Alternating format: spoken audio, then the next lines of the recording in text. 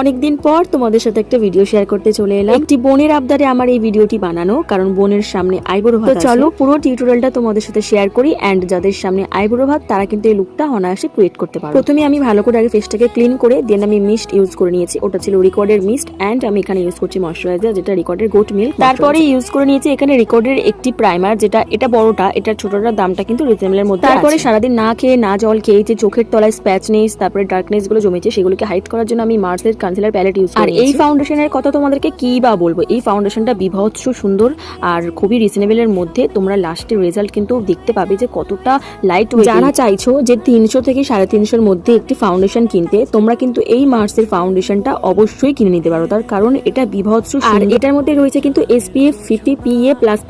তো বুঝতেই তো পারছো যে কতটা। চলো কথা বলতে বলতে আমার হাইলাইটও হয়ে গেছে এন্ড আমি এখানে ক্রিম ব্লাস্টার ইউজ করেছি। মেকআপটাকে লক করেছি আমি মার্সেরই একটি পাউডার দিয়ে, শেড নাম্বার হচ্ছে বানানা, যেটা তোমরা অনেকেই চিনো। তো ফুল মেকআপ আমার কমপ্লিট হয়ে গেছে, এখন পালা লিপস্টিকের। তো দেখতে পাচ্ছ আমি কতটা ধৈর্য সহকারে লিপস্টিকটা ড্র করছি, তার কারণ মেকআপের সবথেকে ইম্পর্টেন্ট পার্ট হচ্ছে লিপস্টিকটাকে ভালো করে। তো সবার শেষে ফিক্সার, কারণ এটা না দিলে তো মেকআপ একদমই লং লাস্টিং আর ফিক্সড হবে না। তো এটা ছিল আমার ফাইনাল লুক। কেমন লাগছে আমাকে তোমরা কিন্তু অবশ্যই আমাকে কমেন্টের মাধ্যমে জানিও। আর তোমরাও যদি সুন্দর করে সাজতে চাও তাহলে কিন্তু তোমরা আমার এই টিউটোরিয়ালটা দেখে সুন্দরভাবে। আর একটা কথা, সামনে কিন্তু অনেক ওকেশন আছে, সামনে যাদের আইবুড়ো ভাত বা রেজিস্ট্রি, তোমরা কিন্তু এই লুকটা ক্রিয়েট করতে পারো। তো টিউটোরিয়ালটা কেমন লাগলো তোমাদের, তোমরা কিন্তু অবশ্যই আমাকে কমেন্ট করে জানিও। আর যদি কোনো প্রশ্ন থাকে তাহলে কিন্তু তোমরা কমেন্ট অথবা আমাকে ইনবক্সও মেসেজ করতে পারো। তো আজকের মতো টাটা।